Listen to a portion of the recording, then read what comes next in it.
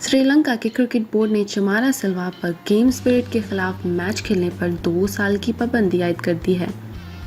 Sri Lankan cricket board की जानिब से जारी बयान के मुताबिक रवां साल जनवरी में पानादोरा क्रिकेट क्लब और कालुतारा फिजिकल कल्चर क्लब के दरमियान मैच में गेम स्पिरिट के खिलाफ मैच खेला गया। तकनीकी तौर पर ये मैच फिक्सिंग है क्योंकि दोनों टीमों ने जानबूझकर इस तरीके से खेल पेश किया कि एक खास नतीजा हासिल किया जा सके। ताहम किसी खिलाड़ी, कोच या एडमिनिस्ट्रेटर पर रकम लेना साबित नहीं हुआ और ये श्रीलंकन फर्स्ट क्लास क्रिकेट में प्रमोशन का मामला था। श्रीलंकन क्रिकेट बोर्ड की जानिब से जारी बयान में कहा गया है कि चमारा सिल्वा के अलावा दोनों टीमों के दीगर खिलाड़ियों पर भी पाबंदी आयद की गई है।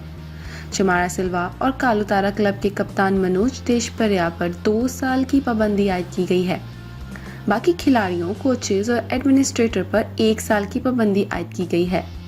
हर क्लब को 5-5 लाख श्रीलंकन रुपए जुर्माना भी किया गया है और मैच का नतीजा भी शुमार नहीं किया गया, जिसकी वजह से कालुतारा क्लब के बजाय श्रीलंकन पोर्ट